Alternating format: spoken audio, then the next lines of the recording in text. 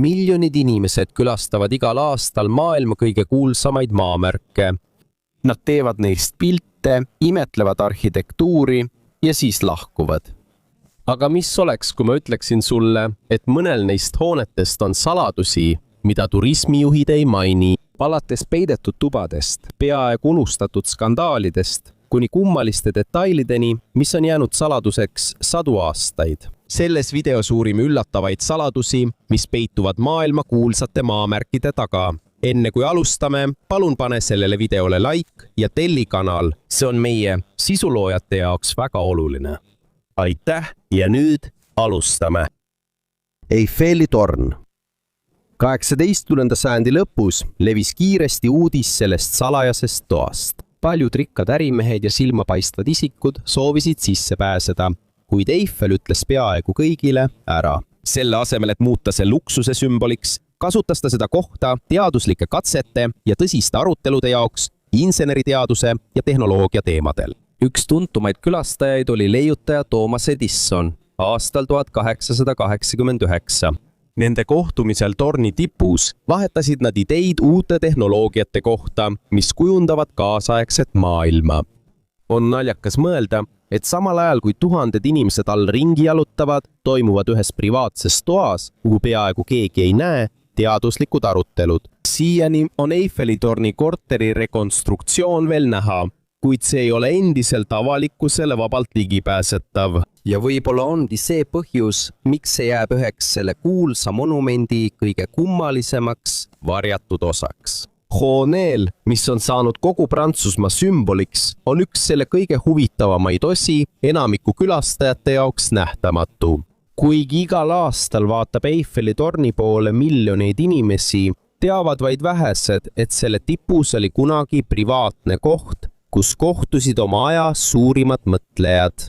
Ja see tuletab meile meelde, et mõnikord pole ajaloo kõige olulisem osa see, mida kõik näevad. Ja tänaseni lisab see Prantsusmaa kuulsaimale maamärgile ainulaadse peatüki ajaloos.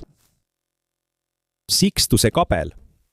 Suures meistriteoses nimega Viimne kohtupäev on üks kuju, kes hoiab enda nahka käes. See on Püha Bartolomeus.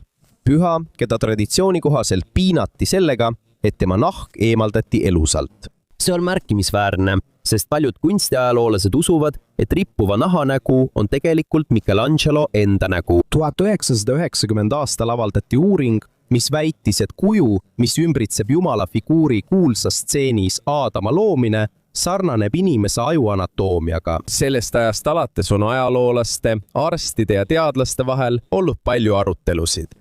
On neid, kes usuvad, et Michelangelo tegi seda meelega, sest ta oli tuntud selle poolest, et õppis juba noores eas inimese anatoomiat. Teised aga ütlevad, et sarnasus võib olla lihtsalt juhuslik. Oluline on meeles pidada, et pole veel ametlikku tõendit, mis ütleks, et Michelangelo tegi seda kõike tõepoolest meelega. Aga just see ongi põhjus, miks Sixtuse kabelist räägitakse siiani. Rohkem kui 5 sajandit veel möödas, kuid selles hoones on endiselt detaile, mis pakuvad uurijatele uusi küsimusi.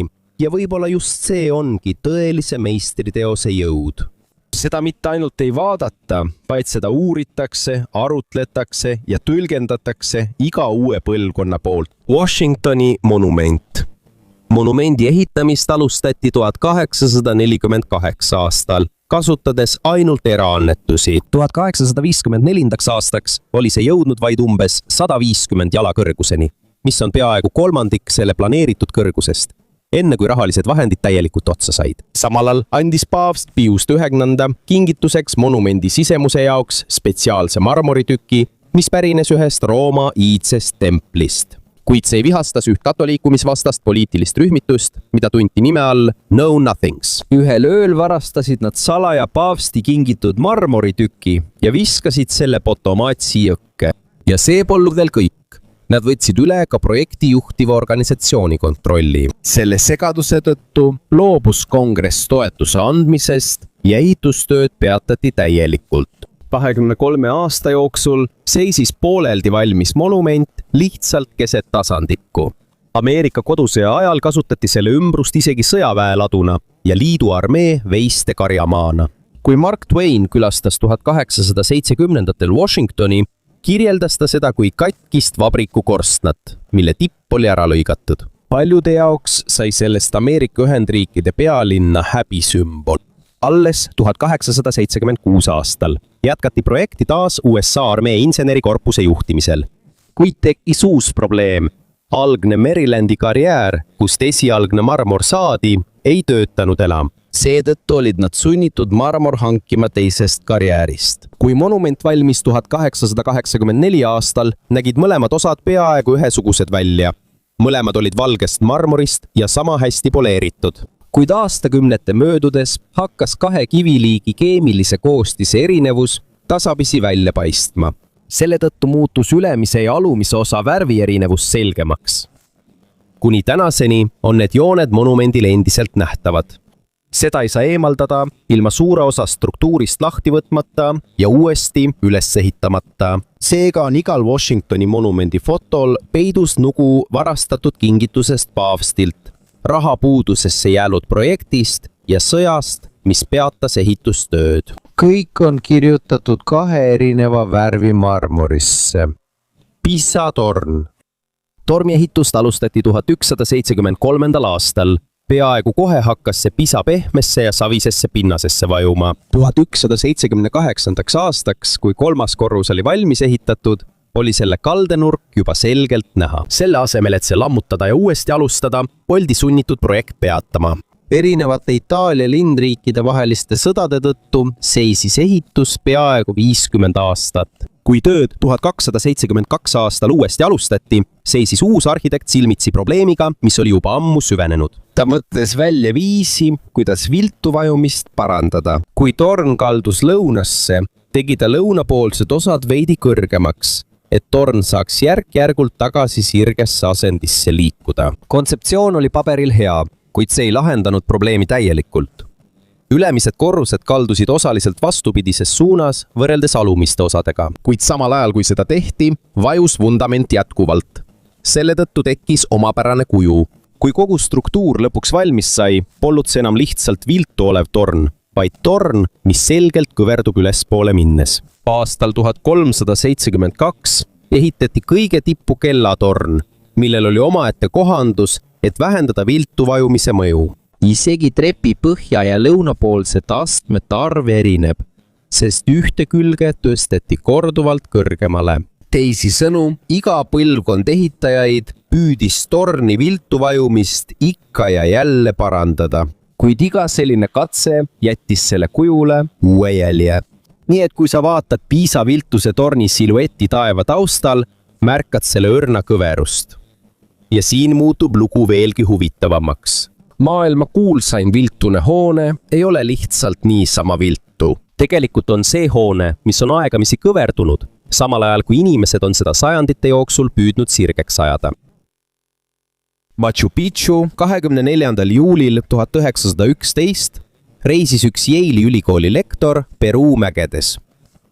See oli Hiram Bingham. Tegelikult otsis ta inkade kadunud viimast pealinna. Tema sihtkoht oli tegelikult teine, kuid üks kohalik talunik ja võõraste maja omanik nimega Melchor Arteaga rääkis talle iidsetest varemetest ühel lähedal asuval mäel. Arteaga nõustus temaga kaasa minema ühe hõbedase soli eest. Tol ajal oli see väärt vaid umbes 50 senti. Kui Bingham 9 aastat hiljem samasse templisse jõudis, nägi ta ise seda kirjet. Oma välipäevikus kirjutas ta isegi sõnad. Agustin Lizarraga on Machu Picchu avastaja. Kuid kui Bingham avaldas oma kuulsa raamatu oma ekspeditsioonist, ei mainitud enam Lizarraga nime. Selle asemel sai Bingham kogu maailmas tuntuks kui inimene, kes avastas Machu Picchu. Aja jooksul muutus tema nimi veelgi kuulsamaks. Samal ajal kui kohalikud, kes sinna esimesena jõudsid, jäid peaaegu unustusse. Pärast oma väljakaevamisi viis ta Yale'i ülikooli hinnanguliselt üle 40 000 eseme. Nende hulka kuulusid potid, ehted, luud ja isegi muumiad. Peaaegu sajandi jooksul on Peruu korduvalt nõudnud nende esemete tagastamist. Osa neist tagastati osaliselt 2007. aastal, kuid siiani on veel esemeid, mis jäävad Yale'i ülikooli. Mõnikord ei ole need inimesed, kes tegelikult esimesena mõne koha avastasid, need, kelle nimed jõuavad raamatutesse ja monumentidele. Selle asemel on need kohalikud elanikud, kes on vaikselt elanud ja hoidnud oma maa saladusi paljude põlvkondade jooksul. ja võib-olla on see üks suurimaid saladusi, mis peitub Machu Picchu kuulsuse taga. Parthenon Kreekas. See on sümboliks Vana-Kreeka muljetavaldavale matemaatikale ja arhitektuurile. Üle 2500 aasta on seda peetud klassikalise arhitektuuri etaloniks. Kuid on üks asi, mida enamik fotosid ja kirjeldusi selle kohta ei ütle. Tegelikult pole kogu hoones peaaegu ühtegi täiesti sirget joont. Sambad, trepid ja isegi selle horisontaalsed osad on kõik veidi kumerad. Seda tegid meelega arhitektid, kes kavandasid Parthenoni aastal 447 e.Kr.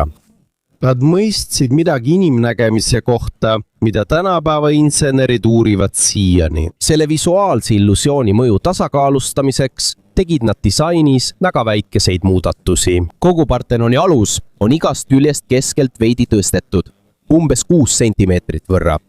Sambad on keskelt veidi kumerad. Seda tehnikat nimetatakse entasiseks. Selle tõttu näivad nad alt vaadates täiesti sirged. Alles 1802-ndatel märkasid moodsad arhitektid mõningaid neist saladustest. Kui Charles Robert Coquerel mõõtis sambaid, avastas ta, et need kumerused on väga väikesed. Seetõttu ei pannud inimesed neid peaaegu 2000 aasta jooksul tähele. Nende märkamiseks on vaja veelgi täpsemat mõõtmist. Hämmastav on see, Parthenon näeb välja täiuslik mitte sellepärast, et oleks täiesti sirge. See näeb välja täiuslik, sest see on meelega ebatäiuslikuks. Iga kumerus ja väike kõrvalekalle on hoolikalt kujundatud, et petta silma ja luua täieliku tasakaalu illusioon. Üle 2000 aasta on miljonid inimesed imetlenud Parthenoni ilu, teadmata selle kujundusse peidetud saladusi. Hoone, mida sageli peetakse täiusliku geomeetria sümboliks, on tegelikult hoolikalt planeeritud ebatäiuslikkuste meistriteos. Mõnikord ei seisne tõeline täiuslikkus täpses õigsuses. Mõnikord tuleneb see hoopis väikeste vigade targast kasutamisest. Versailles Loss. Peeglisaal on umbes 73 meetrit pikk ja seal on 357 peeglit. Selle 17 suurt pakent on lääne poole. Kuu pärastlõunal paistab otse päikesevalgus sisse.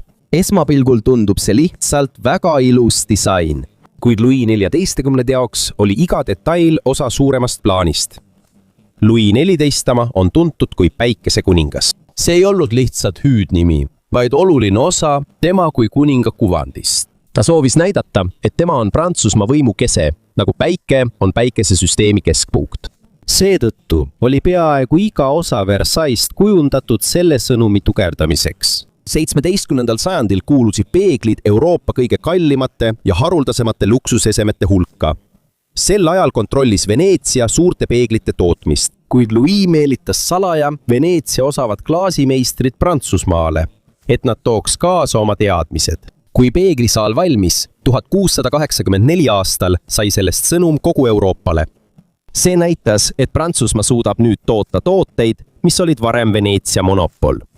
See oli vaikne, kuid väga jõuline avaldus riigi majanduslikust võimust. Saali laes võib näha 3 suurt maali, mille autoriks on Charles Le Brun.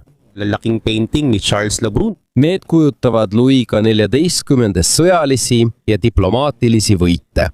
Peaaegu igas stseenis on ta kujutatud võimsa keisri või jumaliku juhina, kes ületab kõiki oma rivaale. Esmapilgul tundub peeglite saal lihtsalt väga ilus ruum, mis on täis peegleid ja kuldseid kaunistusi. Kuid selle hiilguse taga peitub väga lutikas võimu- ja propagandainstrument. Hiina suur müür on üle 13 000 miili pikk ja kulgeb läbi mägede, kõrbete ning erinevate äärmuslike keskkondade. Kuid lisaks sellele on paljud müüri osad seisnud üle 600 aasta ja on siiani tugevad. 2010. aastal uurisid Zhejiang ülikooli teadlased nördiproove Hiina suure müüri osadest, mis ehitati mingi dünastia ajal. Nad avastasid, et see on maailma ajaloo esimene teadaolev komposiitmõrd. Nende analüüsi kohaselt on see tugevam, veekindlam ja struktuurilt stabiilsem kui tavaline mört. See ei olnud ka juhuslikult avastatud. retsept oli oluline saladus, mida meistrimüürsepad andsid edasi igale järgmisele põlvkonnale. Paljude sajandite jooksul hoidsid nad seda teadmist hoolikalt, sest teadsid, et see annab nende projektidele suure eelise. Kõige olulisemaks võtmekomponendiks oli aine nimega amülopektiin. See on teatud tüüpi polusahariid, mida leidub kleepuvas riisis ja teistest ärkiserikastest toitudest. Seda erilist mürti hakati kasutama juba 4. sajandil Bekressul. Kui saabus mingi dünastia, sai sellest suurte ehitusprojektide tavaline osa. Lisaks suurele Hiina müürile kasutati seda ka pagoodade, linnamüüride, sildade ja isegi kuninglike haudade ehitamisel erinevates Hiina piirkondades. Nanjingi linnamüür, mis on üle 600 aasta vana, on samuti tõestatud, et kasutab sama segu. Isegi 800 aasta valusel Chaojiangi sillal on avastatud sama tüüpi mürti. Tegelikult kasutasid insenerid silla restaureerimisel uut partiid kleepuva riisimürti, mis valmistati iidse retsepti järgi. Seetõttu külastavad tänapäeval turistid suurt Hiina müüri ja puudutavad kive, mis on ühendatud materjaliga, milles on segatud kleepuv riisipuder. See on seal olnud üle 600 aasta, olles avatud vihmale, tuulele ja maavärinatele. Kuid siiani on see püsinud tugevana ja peaaegu liikumatu. Ja need on mõned varjatud lood maailma kõige kuulsamate maamärkide taga. Kohad, mida külastavad igal aastal miljonid inimesed, kuid sageli ei tea nad saladusi, vastuolusid ja ebatavalisi üksikasju, mis on nende ajaloo osa olnud. Need maamärgid tuletavad meile meelde, et ajalugu ei seisne ainult selles, mida me oma silmaga näeme. Sageli on loo kõige hämmastavam osa, need üksikasjad, mis on peidetud seinte taha, vundamentide alla või sündmustesse, mille aeg on peaaegu unustanud.